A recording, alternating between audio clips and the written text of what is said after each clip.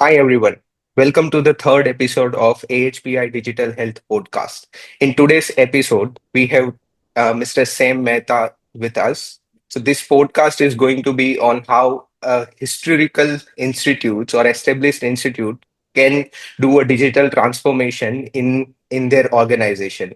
Mr. Mehta comes from a very well-known hospital chains, Dr. Mehta's Hospital, which is there since last 90 years. So let's welcome Mr. Mehta on this podcast. Thank you, Pankit. Happy to be here. It's our pleasure, Mr. Mehta, to welcome you on this. Let's start with a first question. And before that, if you could give us a brief history about Dr. Mehta's hospital and what was your journey with that and how you did a digital transformation in Dr. Mehta's hospital. Okay.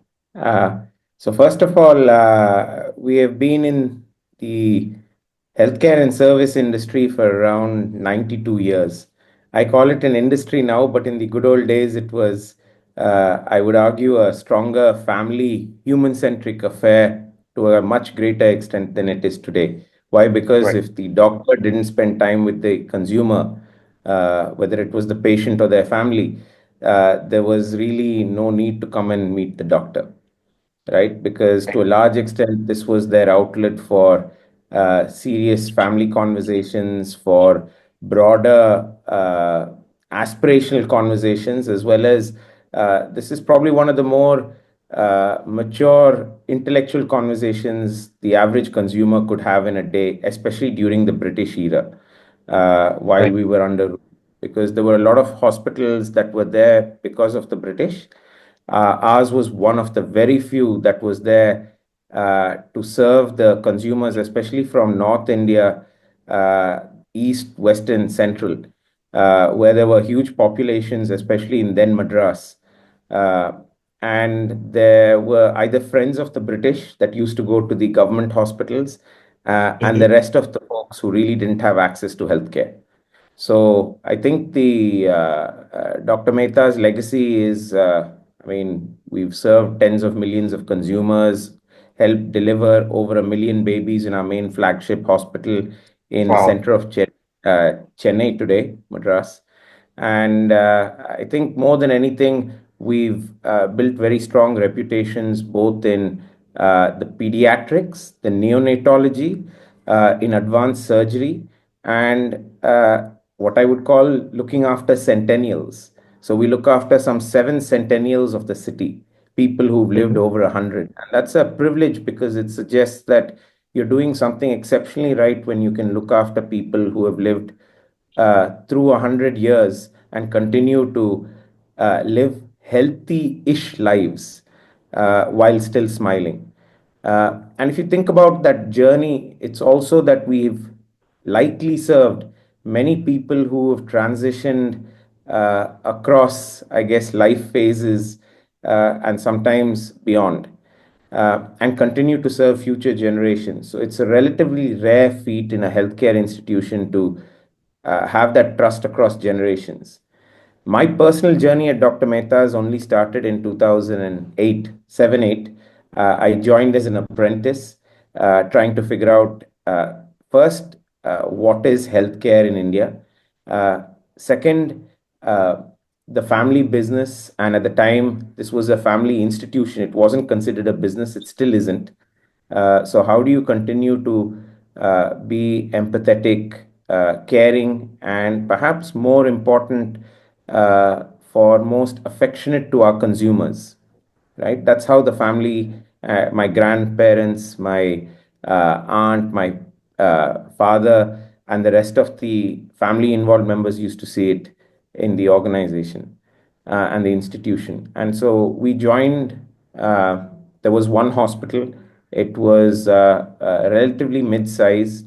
It was well known in the city, but not really beyond the city. And I think the biggest thing was trying to understand the consumer's point of view, because there are very different types of consumers, right? The needs Right. of a millennial uh, single lady is very different from a child who is used to perhaps the consumerization of India Mm. to a senior who just wants good care, cure, and affection at a very affordable price with empathy and Right. respect. To a family unit that comes in that's looking for the safest soft landing for the next generation, to perhaps one of the biggest privileges and celebrations within family systems, having children and grandchildren and great grandchildren. So I think that's been interesting because learning how different consumers from urban, what used to be historically in our case, from the north, the west of India, and center of India, now having customers not only from across India, a huge population, now over 60% is actually from South India within 30-kilometer reach of the hospital, which is also quite unusual because most Wow. people don't travel more than 3 kilometers catchment for the hospital. But the reality that a lot of our consumers are still willing to come, a lot of new consumers are willing to come because of the quality of clinical outcomes that they know is provided and respected across Dr. Mehta's, both the current and the new unit that we have. Uh, Mm. I think that's something that's a privilege for us. And through this journey, we've had the true privilege of sharing time with some of the best clinicians, whether they're nurses, whether they're some of the best doctors and surgeons around, whether they're the technicians that make the capacity for us to provide healthcare easy, or more importantly, the support team and the folks that at a time of the most vulnerable are able to make you feel very comfortable. I think that's what differentiates Dr. Mehta's, and we hope to continue that. And digital is a big part of that, right? So, uh, Yeah. as as we all know, that healthcare has become a lot more complex in recent times. Right. We have a different payer today than we used to have yesterday. We have a consumer unit that's much larger than it used to have yesterday, a consumer voice that's much larger, right? Consumers want to discover you digitally sometimes more than physically. Consumers make judgments digitally sometimes more than physically, right? And consumers want the service digitally because of convenience. So I think those evolutions for us have really provided for us some heavy thinking, some hard thinking, because how do you provide these services to somebody sitting in North America, somebody sitting in Australia, actually somebody sitting in rural parts of Tamil Nadu, right? Seamlessly at the same type of service capacity model with affection, with empathy, and with care that we're used to, and still provide those top clinical outcomes. I think that's where digital really has helped us. I think the other piece that digital has helped us is the quality of life of the clinicians, both I mean, nurses and doctors specifically. I think, and some of the paramedics have found that by using many of the tools that we've shortlisted, provided, and spent hard blood on, I would argue, have actually made their lives easier. They can now go and spend some time with their family, where historically an average doctor never spent much time with their family. Their family was the ones that were the consumers, and their other family was the ones they went to at home that perhaps provided a place to stay and maybe a meal if they got there early enough, right? And we've had the privilege of seeing that shift happen in front of our eyes through whether it's the British era, through independence, through the various governments across South India, then in Tamil Nadu, and then how does local uh, populations in sub neighborhoods take a different flavor. And we've had the privilege of sharing that time. So we joke about it. We've had maybe 4 to 5 generations of consumers, but we've also had the privilege of maybe 3 to 4 generations of clinicians. That's really great. So there is a term called Phoenix organizations, right, which last longer than 100 years. And I think Dr. Mehta's hospital is reaching that very soon. And there are very few institutes who become phoenix in the whole generation, because most of we see the data, right? Startups usually fail within 7 years. Larger institutions, or even the average time of any listed company is also less than 35 years. And when then there is institutions like you, and you have rightly said the word institution. It's not a business cannot go for 100 years. Institutions can only go for more than 100 years, and I think that is a tremendous achievement. So there are 2 points you have mentioned in here. One is the digital technology, which is impacting patient outcome, and second, digital technology, which is impacting clinicians' life. Right? I want to deep dive on that. If you can share couple of programs or couple of technologies which you have implemented to increase the patient outcome, and couple of them to increase the clinician's life quality, right?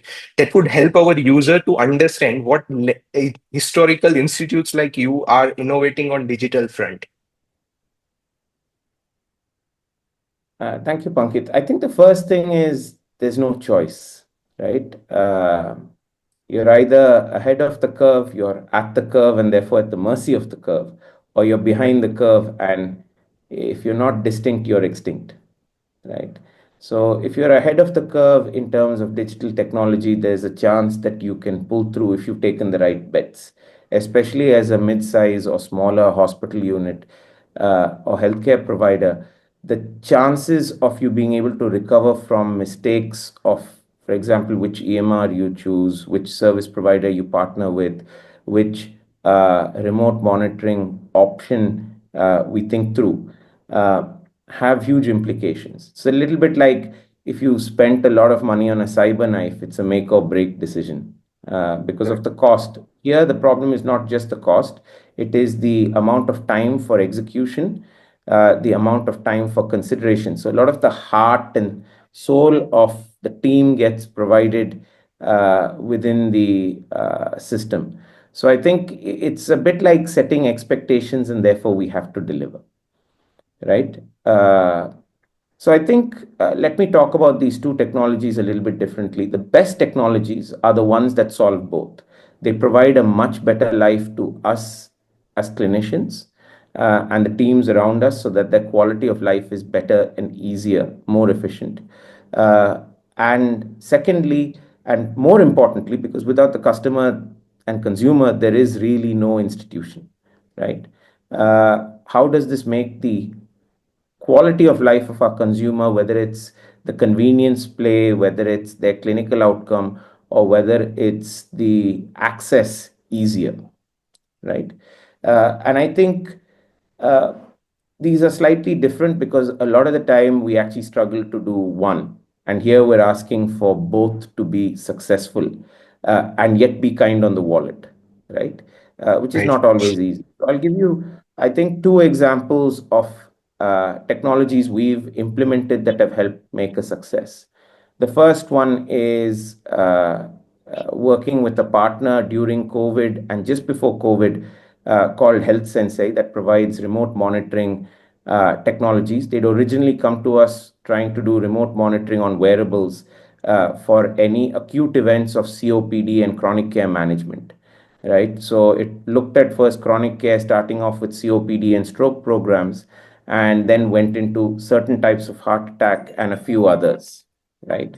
So I think that was what I would call the phase one uh, example, because that's a technology that really, when it first came to us, wasn't quite what we were trying to, I think, solve. And then COVID comes, and what they were trying to solve, that was great. It was something that we hadn't had as much, as many consumers on in some of the subfields. We started all of a sudden seeing an opportunity, and this was through actually a number of our nurses and clinicians that really liked the alert system and the personalized alarms that a clinician could set for wearables. And they said, we're scared of going into the ICU. We're scared of sometimes going and seeing a customer that comes in because we don't know if it's COVID or not. And if I go in, I might put my own family at risk or the rest of my team, therefore my work family at risk. And it was a realistic uh, uh, concept, because at the time we have about 20% of our clinicians that are what I would call the potential of at risk over 60, right? And these are the Mm, experts. These are like the godfathers and godmothers of fields like gynecology, neonatology, pediatric nephrology, general pediatrics, pediatric hematology, uh, the gastrosurgery, nephrology, adult geriatric care. So I could keep naming specialities where the clinician during COVID was uncertain of their risk. And many of them were fearless warriors willing to do it, but not necessarily all their families were as fearless, right? And of course, many of their colleagues were fearful for their safety, because at the time we didn't know. So, one of the early requests that came in is, can we use this technology, this alert mechanism that had this great platform on top of it that help consumers get reminded about their medicine? Can we use the alert piece and the monitoring piece, but in a hospital on all the equipment that's typically in an ICU? And that was a game changer for us, because we sat down with the company Health Sensei, and we said, look, I know you've come in with this, we're paying for this, but what would it take for you to make a shift to potentially do this for tying up with all the monitors and all the equipment in critical care settings, and perhaps also some of our diagnostic settings? And it was interesting. They came back. They said, "Look, it's expensive because we're struggling to get engineers, but many of them are sitting at home, so they're happy to try and help. They understand the value." So they asked us for three things. The first was uh, help us with capital. We need to somehow pay for our bills. This is a shift. It's a change of direction for the company, where they were in their early days, so I'm sure they were struggling for cash flow. So help us with that. The second thing they asked us was become a co-partner or co-pilot. Help us develop and tell us where the future looks, because this is, we know healthcare technology in India is a long-term slow play, and if we're solving for India and not for the rest of the world yet, let us solve properly for India. And we respected that, because most of the other participants that used to come to us used to talk about the Indian opportunity to get them to the international opportunity. And this was finally a provider that solved our problem and was willing to stay the course in our world, right? We serve our communities locally. And yes, there's cream on the top of the cup with 10% of our consumers living and being in other parts of the world, but that's 10%. 90% still are local communities nearby within that 30 kilometers. So I think the third point they also asked us for was, so money, co-pilot, and they said, look, a lot of these are going to be hit or miss, so you have to be a bit patient with us. But tell us where, what, and how we should solve it a bit differently. And I'll tell you the two shifts from us. So instead of us measuring the number of times the app had been downloaded, mm, right? We started measuring. I mean, everyone used to measure what number of patients impacted, apps downloaded. That was the first two. We started measuring two different things. We started measuring clinical outcome improvement using the technology, and daily usage of the app as a percentage of the number of staff that needed to use the app, right? So if I look at my nurses, my doctors, not just in an ICU setting, but let's say the consultant, the head of department, the duty nurse, the head of nursing, the ward nurse, like all subgroups, we started finding that you could actually do something useful, because you could go and talk to the folks who weren't using it and start helping them solve really what their concerns were, right? And most of the concerns, I'll be honest, sit in a person's head. They're called uncertainty, and they're called the concern of something new. Uh, but we very quickly found that when you have champions across the organization, right, that are willing to fight for you because they're solving a real problem. and champions who were consumers. So we got feedback in the early days from a lot of our customers saying, yours is one of the few hospitals we've heard of that is providing data on our loved ones during COVID, real time on a daily basis at our home, because we aren't allowed to stay in a hospital because they might have COVID, right? So it was something that we hadn't even seen a need for at the time, right? Uh, and so we started seeing consumers go up from 30% to 40% to 50%. And as they talk to each other, like if nurse A uses it, nurse B will use it, nurse C uses it, then the nurse will tell the head in charge, the head of the ICU, the ICU will tell the champion. And until then, the champion, which is the nurse director, is not using this every day. They know it's there, they've downloaded it, they've been given the training, but they're not using it every day, right? And this goes all the way to the critical care physician entire panel, because the senior consultants think they can get away without the technology in the early days. And what we saw is within a 30-day to 90-day period, somewhere in that ballpark, maybe day 60 was a big changing point for us. We found 97% of our clinical base using the tech. 97 daily. So this was daily multi-use of a remote monitoring app that allowed you to see how your customer is doing in a hospital bed, even when you're not working. Potentially, let's say at a Sunday night, what in hospitals call a really troublesome shift. The head of the ICU, the head of nursing, the consultant in charge will typically check and set an alarm saying that if SpO2 falls below 96, send me an alert, right? If SpO2 falls below 95.8, send my assistant an alert and wake him up, right?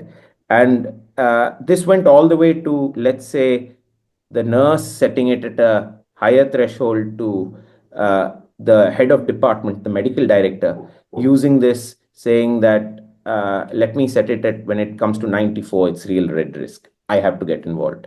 And so their life became easier. The consumer's life, of course, became easier because the payer side, A, got validation. This was a real customer. The loved ones in the family clearly during COVID saw the benefit because they were getting real-time alerts of their loved ones when they couldn't see them easily. And the customer actually got on their app their daily alert. So they knew how they stood. Think about it as a ruler, like you got classroom feedback, but in a real-time daily basis. So that was a great example of something that helped the customer as well as the clinician group. And I'll tell you, the clinical outcomes during that period, we used to hover around the 90 to 94% clinical success rate. And during COVID, I don't know if you remember, COVID critical care cases were around 89, I think was the average in India, and around 94 in the best in class 50 hospitals. We started operating at 99% in our main hospital and 98.7 in a hospital that had been open for less than 12 months. Wow. Right? So that was if you brought your loved one into the hospital with very serious COVID and they were ICU required, right? It was serious. They had potential multi symptoms, multi areas. It was significant. And COVID could, of course, deteriorate quickly.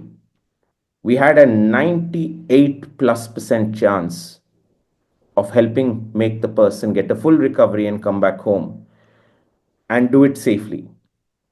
So Wow. today, that That same technology not only does all our ICUs, they're trying to do all our bedsides. And more importantly, they're doing our laboratory diagnostics. And they also do our outpatient. So they have gone from effectively being a remote monitoring critical care provider to being middleware for us in a hospital, right? And they've helped us with clinical outcomes. They've helped us with obviously efficiency, and they've done it at a fraction of the cost of me going to an expensive service provider and doing it at the peak moment. Today, we still spend, I think, and this is an average for nearly all customers, less than 2 lakhs for 50 beds being covered, right, per year. And that is, for what it's worth, most other providers charge, I think it's about 5 lakhs per bed per year. So here is somebody, and we don't have to buy their equipment. Like, let's say, service provider A, one of the big heavyweights, you don't just have to buy their monitors, right? Their software. Here you can buy their monitors and use it with Health Sensei software. So that was one that I think was remarkable. One that I think that has always historically been a challenge in hospitals has been around the EMR and HIS system. How do you get these co-integrated with each other? And this one hasn't been as simple a solution for us. So we started our journey in the year I came back. There was already a technology that we'd been using. It was significantly out of date. It was basically licensed software. Every 5 years, it would outdate the PCs we had, right? So you had to upgrade all your PCs. You had to get the latest version of all the expensive operating systems on it and virus software. Uh, and so the HIS was a local Indian homegrown company, and we wanted to stay Indian because that's the right answer. You serve India, solve India, right? Our clinicians are Indian, so why can't the software technology providers be here? And there were already great examples of Indian institutions solving a Y2K. So that was an interesting experience where we looked at 123 companies. We brought about 50 plus to do demonstrations in our hospitals to meet typically an evaluation team that, if we were lucky, the clinician would make some time for, mostly run by the IT head. I'm talking about the earlier days, 2007, 8, right? Mm. Uh, and there was no nurse in the room. In fact, a nurse was probably not even asked to evaluate. And that was the first time that software didn't last for more than 5 years. We brought in another one. We looked at this time about 70 software, the original 50, a few additional ones, and from all the big guys, including some of the world's heavyweights, the Cernas, the Epics, and guys. And we struggled, right? Because we couldn't see uh, that software really. I mean, clinicians were struggling to input into the software, and we'd paid for it. And within 3 years, it was relatively obsolete, not really adding value. So we rethought how we were doing this, and we said, let's flip the problem. Let's go and send 20 people around the country, clinicians mostly because they travel well, right? They already have Mm. friends. Let them go and figure out where it's easier to use. And so people went and visited PGI Chandigarh, locally Sundara Medical Foundation, Apollo hospitals, because we have a very strong pediatric component. We visited Rainbow, we visited Sterling in Gujarat, we visited the Hinduja Institution, Manipal, Narayana Health, Fortis. So we kept visiting. And then we also did some local guys. Our next door neighbors, a Child Trust, SMF, guys like that, Cradle, Cloud9. I think they had different names at the time. But we went and visited them, and our clinicians came back with, think about it like a person who's blind, who understands that they've got part of something that's may not, or maybe an elephant. And you're not really solving the elephant in the room. You're solving effectively our Indian tiger, which, if you get the wrong side, it might scratch you, bite you, or eat you.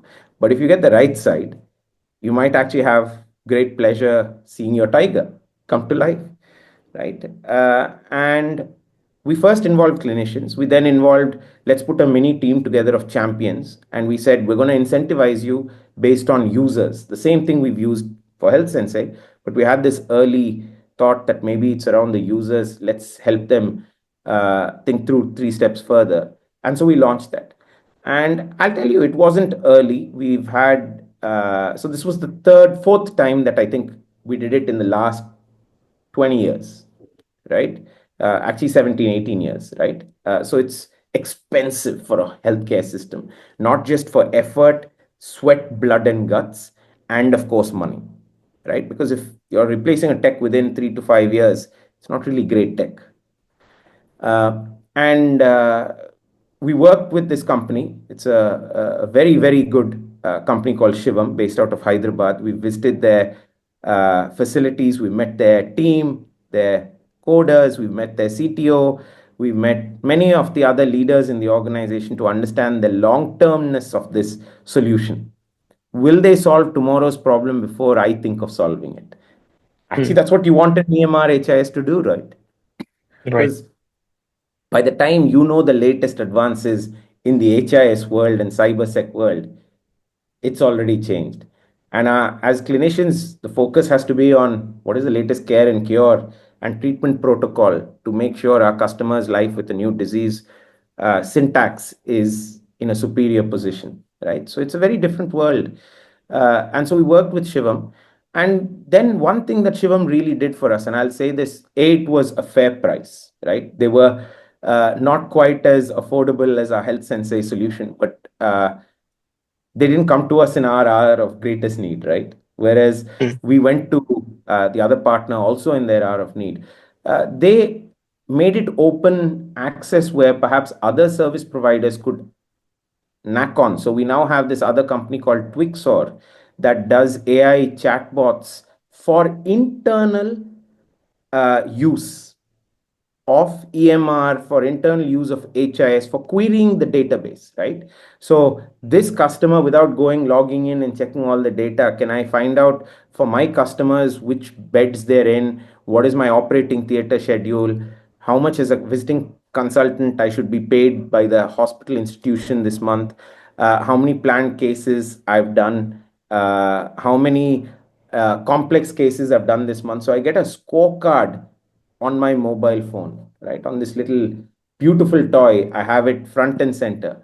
And it's because of this other technology from 𝗪𝗪𝗀, I think the company's name is Appio, that layers on top of the 𝗁𝗵𝗶𝗿𝗀 platform of HIS and EMR. And our next hope is, because there is clearly a challenge for most clinicians to be able to do voice to text input, right? Mm. And medical transcription or coding, right? In outpatient, when a doctor is seeing, let's say, about 50 patients an hour, first of all, that's not healthy, right? But let's say even they're spending 20 patients or 10 patients an hour, right? Which is basically roughly about 5 minutes each. They don't have much time to actually do the data input. And when you hit super specializations and you're doing 30 minutes an hour, which is some of the super specialty clinicians at our level with ask for a more complex opinion because they've gone somewhere else, it's not been solved. So they come to us for that clinical outcome expertise. I think that's where having a really good interface that takes the data from a customer without the clinician looking at a screen and looking more like at the consumer and the loved ones that are around them, that fundamentally matters. So I think those are two great examples of technology. And then there are others. There's an iBar from a company called 𝗓𝗏𝗪𝗔, also an Indian company. And I could keep naming them, but you have to look, right? And Yeah. you have to gain wisdom from the guys around you, who are the folks there, right? So I think these are good examples for us of our learnings at Dr. Mehta's with going down digital transformation. It's not been easy, but if you have the right champions, I think, across your organization. And we used to think in the old days, one or two champions, head of IT, maybe somebody in the healthcare, and that came as a late thought, let me be honest, right? CEO at the time, I think I was the chief operating officer when I was originally suggesting it, an apprentice before that. When you're an apprentice, you have no power other than to go and sit with people. But when you're a CEO, you can tell people, but you can't earn the respect of them using it, right? Because when you're not in front of them, they will go back to old habits. But if you get champions, you might light the spark for a clinician to actually think they can have a better life and serve their customer better. Because every clinician wakes up, and I'll say this universally, every clinician wakes up every day wanting to serve, save, and help cure their consumer and consumers. They don't wake up thinking, how do I avoid using a computer? How do I potentially have in today's world, medical legal cases that are sprouting up? We're very lucky that we've had so few in Dr. Mehta's. That's another metric we track quite strongly, because that tells us whether we truly have customer touch and affection, right? Because if you solve a customer's problem then and there, and you're even willing to sometimes say, I'm sorry, we have, because there are medical errors, and you go and own up and you try and solve that problem without trying to cover it up, I think customers do get respect out of that, because sometimes it's by doing the right thing well every day, but sometimes you learn much more by stumbling, and how you dust yourself up, pick yourself up, and walk straight. And when you're a 90 plus year old senior, that's perhaps the institution that we grow into the centennial reality with, because all our centennials have stumbled. It's how they've dusted, picked themselves up, and improved so that their tomorrows are better than their yesterdays. And I think that's what our digital tech is there. Tomorrows have to be better than yesterday's. Otherwise, we go back to times where we didn't spend time with our families. Our customers didn't get to know what they were doing. And a Dr. Google or a Dr. Chat GPT will overcome us, and no longer we won't be considered the trusted provider, the inverted commas, in many cases, the provider of priority, right? The preferred provider. We would be the second provider to Dr. Google, right? And that Right. I don't think is what any customer wakes up every day thinking either. Correct. So that was a really great insights on your journey of last 15 years of implementing different EHR, EMRs, and recently the RPM technologies. That's really great. And this whole answer actually answered my next question as well.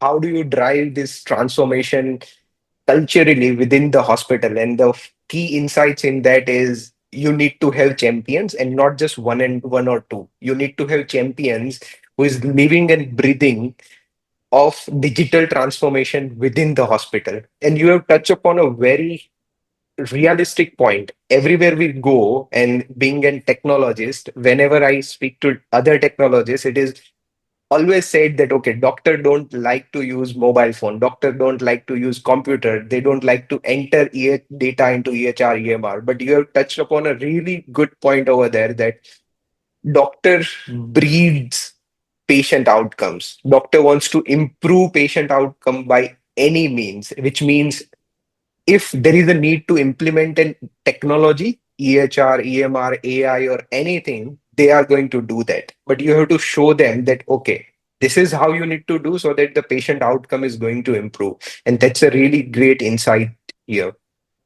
Moving on, you have been advisors to a lot of startups, a lot of companies and institutions, specifically healthcare and apart from healthcare as well. So, what key digital trends you are seeing for next 5 to 10 years in the hospital and healthcare industry?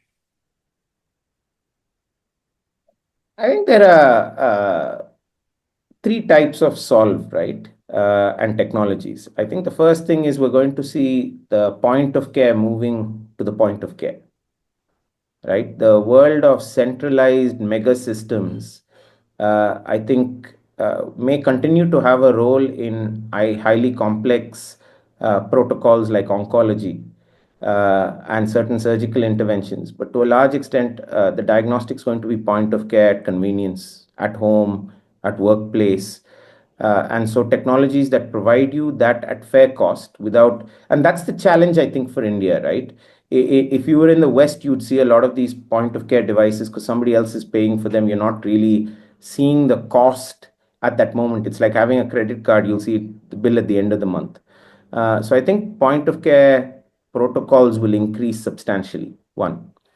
Number two is we're clearly going to see the rise of machine learning and artificial intelligence, and perhaps a lot more machine learning, let's be honest, in our hospital systems to give us superior second opinions, superior opinions, and also improve the quality of life of both the consumer and clinician, whether it's at a radiology to do early detection of certain diseases that perhaps you'd miss because you weren't looking for as a radiologist, right? Because the consultant came and asked you to check for tuberculosis and not some other rare type of COPD or cancer.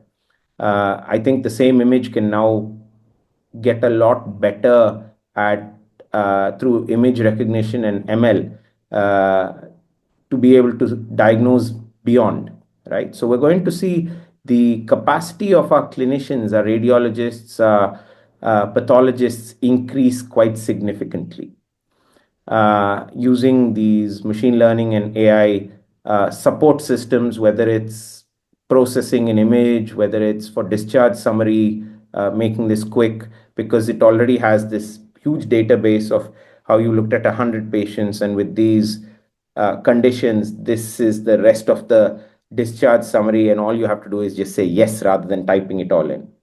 I think that will be the second. And the third one is we really, in the next 5 years, going to see in every hospital a partner that's not human, right? And we're going to see the rise of these bots and these support systems, maybe robots. Robots may take a bit more time, but at least these virtual bots that are either assistants or concierge providers to our consumers on one side, which is why we partnered with this company, 𝗪𝗏𝗃𝗃.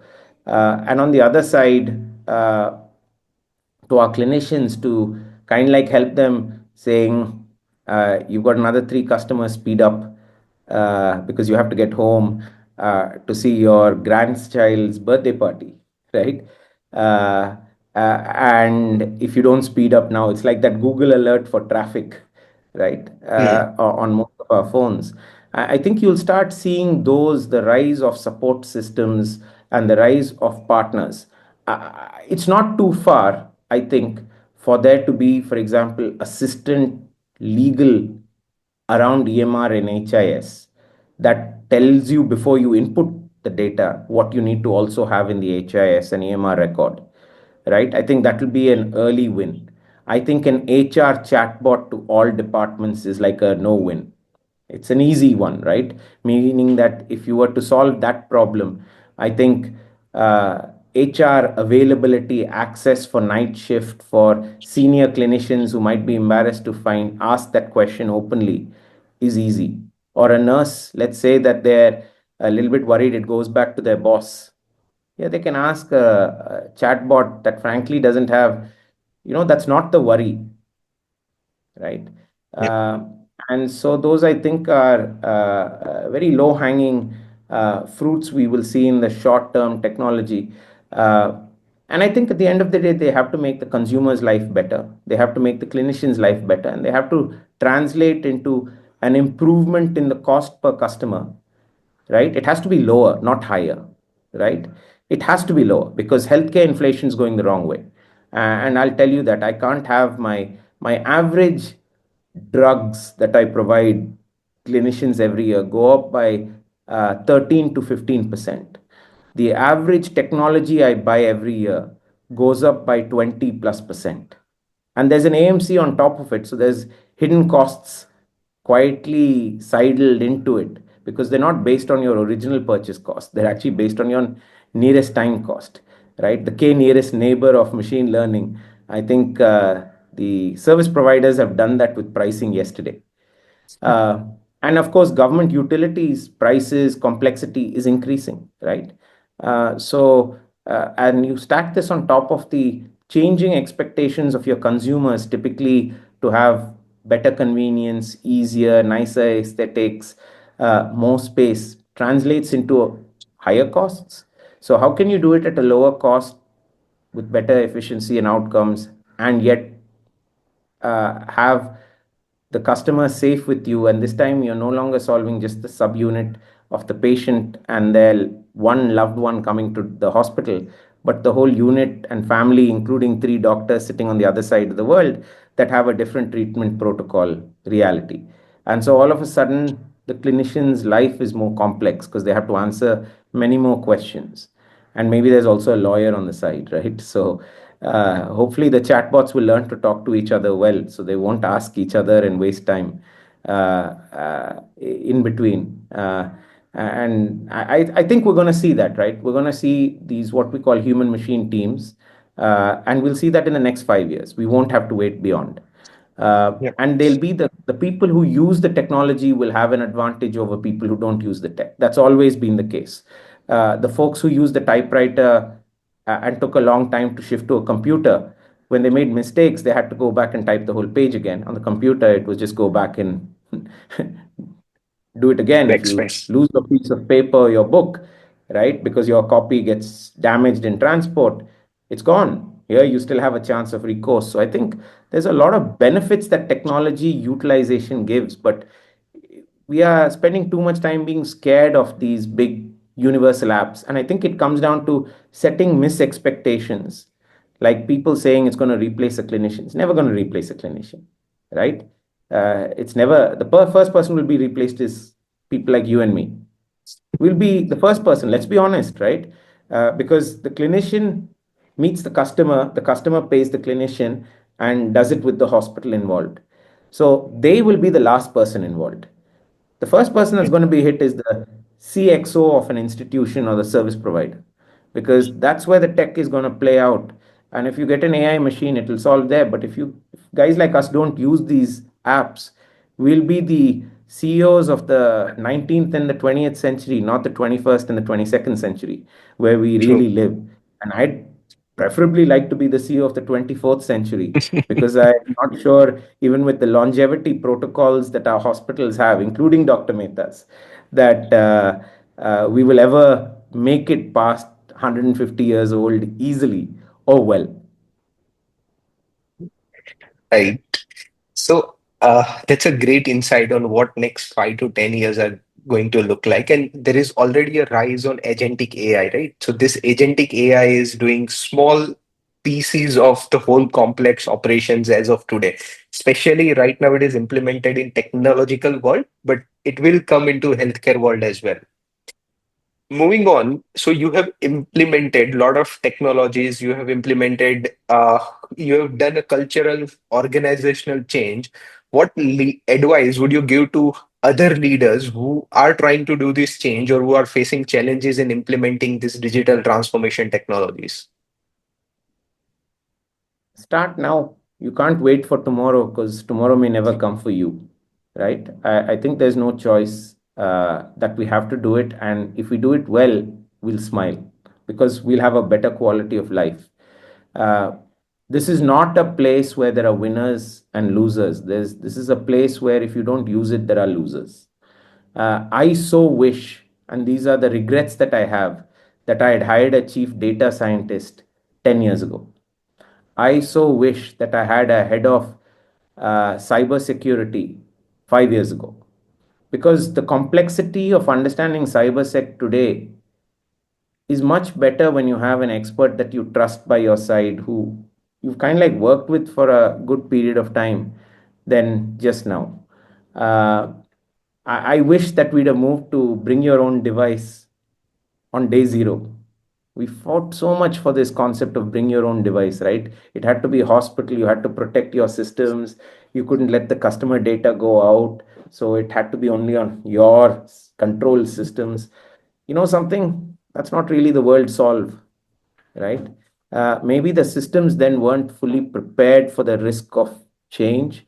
Um, but I think those are examples of what I call the regret bucket, that I didn't start earlier, that I didn't take bigger risks on some of it. Data cleanup. One of the lowest hanging fruits is the quality of data cleanup. In fact, any service provider that comes and says, I'm going to help clean up your data, I'm going to digitize all your medical records, I'll do it for free if you can help me build a better algorithm. I will tie up with them yesterday in our hospitals.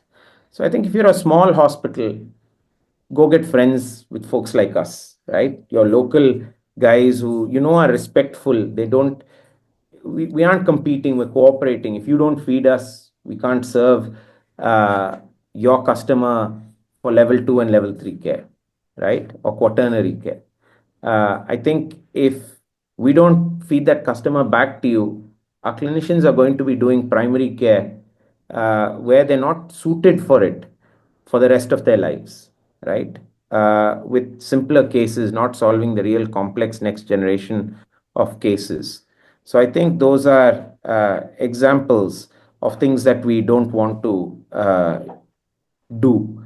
So I think start yesterday, find good people. I mean, I understand there are 84,000 plus hospitals according to AHPI across the country, right? And we've met many of them in Tamil Nadu, which is where I've been the president historically. And I've met many of them in other parts of the country. And I'll be a little bit honest, we're all scared of IT. So I think if we look at IT heads, there may be about less than 3,000.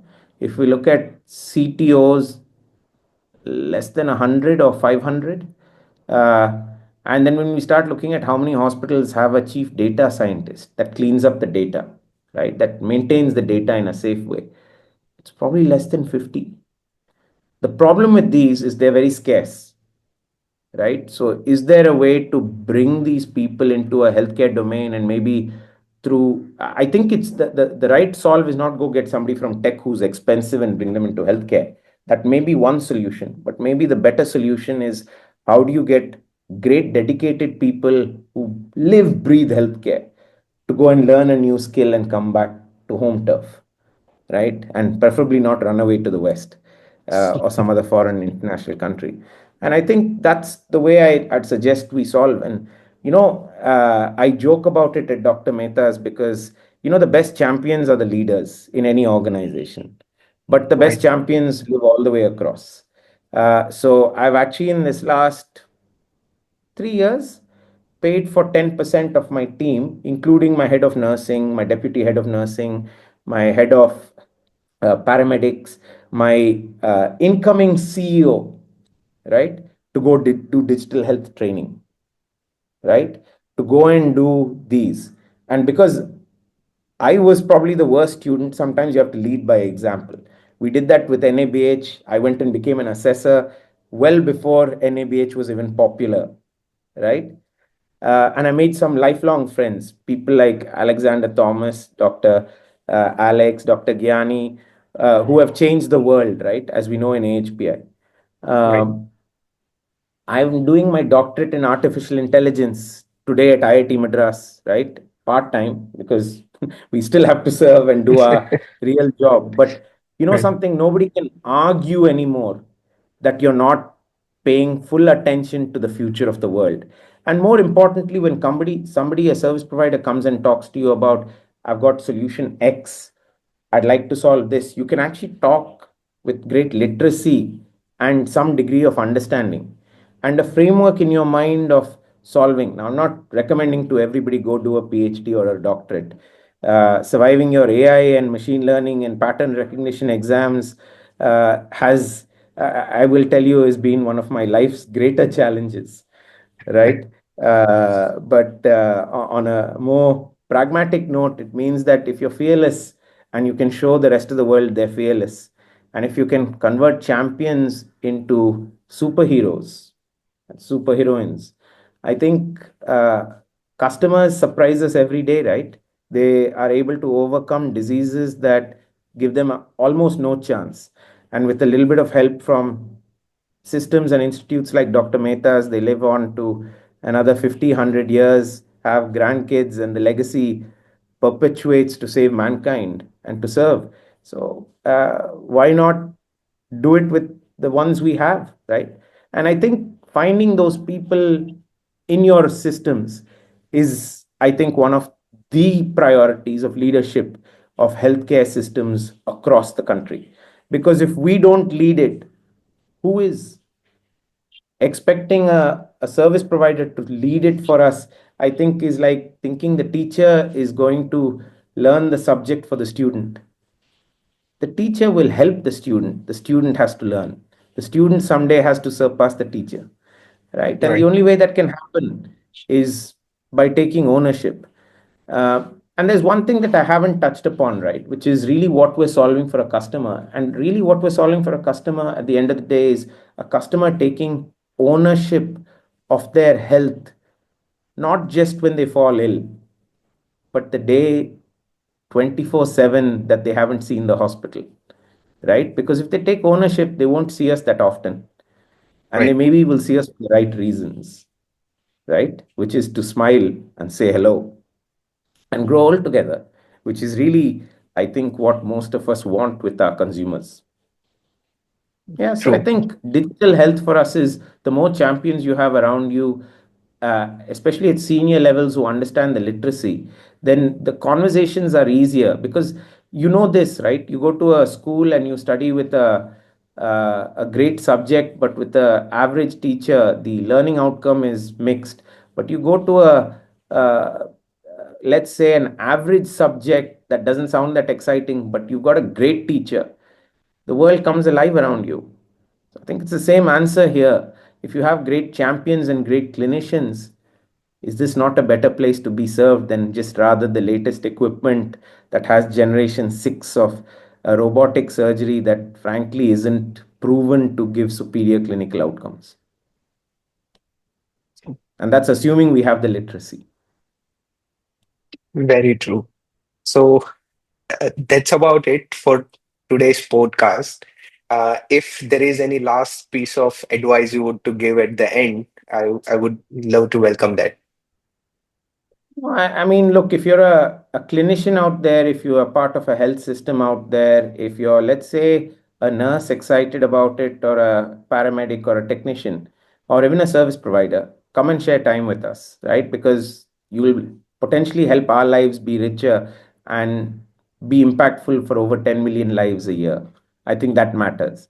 But I think more than that, if you're if you feel lonely and not sure where to start, come and share time with us. We're more than happy within the AHPI family and beyond to help give you perspective, to share what technologies we use quite openly. We'll tell you what has been the challenge of implementing as well as the boon of implementing, right?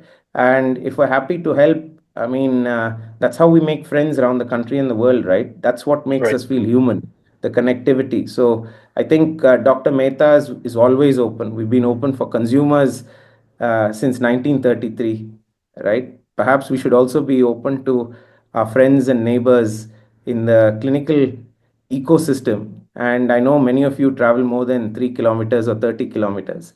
So potentially come, whether you're in north, south, east, west India, whether you come from abroad. Actually, we have I think, the head of WHO and the head of Carl Zeiss and Cerner visiting us this month, right? Oh. And they're not coming because we're an average small hospital. Mm. Average because of size, not because of clinical outcomes, right? They're coming because champion quality is high here. The quality of human beings that serve every day is high here. And the teams that really save every day are strong here. These are high performing teams. These are not average teams rolling up to work. These are guys who play at the top of their game. And if we can help you get there, you may help us get further up to really higher performance. And I think we can learn a lot from each other, right? The same way as I teach you about a health sensei or an IBAR or 𝗵𝗵𝗂𝗪, I'm pretty sure you can teach me a dozen things, right? And I think that's what we'd like to understand. And we're always open to all our AHPI and friends. It don't have to be part of AHPI, but I think AHPI is a great community of folks, and I think it provides a great voice to the healthcare systems. And I've learned a lot through the system, right? And I've benefited. Sometimes my unpaid bills get paid from payers, right? So I think there's a lot of goodwill across the ecosystem. I will never forget Dr. Gyani and Dr. Alex's help during the floods and during COVID, where it was very lonely because not many people understood the risks and challenges we faced. But they took a playbook from other parts and implemented. And I think that's what AHPI and a group of like minded hospitals can actually serve with each other. Great. So the doors are open. Welcome. Great. Thank you for this last bit of a piece of advice and an open invitation to all AHPI as well as other hospitals and healthcare providers to visit Dr. Mehta and see the digital transformation they are going through and the technology that you are implementing. Thank you so much. Yeah, and Pankit, the last word, actually, for anybody out there who doesn't feel they're getting a chance to implement new tech in their companies, come to us, right? We'll try. And the worst that will happen is you'll get a great framework of thinking through how you should get it implemented, right? Sometimes why you should fight for certain things beyond what makes sense. And sometimes you'll also learn how to position it and how to get the buy-in. We're more than happy to work with any innovators, any folks who want to actually just be ahead of the curve in digital innovation, because having more of those folks around us will help us, right? And our alumni sit around the world. Uh, they don't have to be our alumni, right? Our consumers sit across every corner, as we joke about it, right? And every wedding we go to, we'll meet a dozen. In fact, many bride and grooms are born at a hospital, so could be better. I'm hoping their kids get born as well on a more jovial side. But I think come and learn from us. I think if you're a CEO, also come and take over my job, please. Right? On a jokey thing, So that's the best way of being distinct is sometimes also by being ahead of the curve on being extinct. does this But mean you are retiring from CEO and someone else is going to take over? I no, somebody else is already. I think we've got some great champions, but we'd love to have great talent come and join us to implement things, right? The best impact is seeing people use what you've designed, seeing what you worked hard to do. And I always saw this when I worked in the other universe, especially in the energy industry, where it took you about 25 years to implement, let's say, a SAP system, an Mm, enterprise management system. And by the time you got there to use it, there was a new system, and the whole team has changed because they've gone somewhere else to sell the yep, same SAP system, right? Or true. EMR, or not the same enterprise management system, Management right? In system. oil and gas. And that's not the right answer, right? I think the right answer is a little bit different, which is how do you make life better instantly, right? And the Right. technology is there, so why not use it Thank you. or make Thank it? you so much, Mr. Sam, to be on this podcast. Thank you so much. No, thank you, Pankit, and thank you, Team Digital AHPI, for making this happen. I think great job. Have a great week ahead. You too. Thank you. Bye.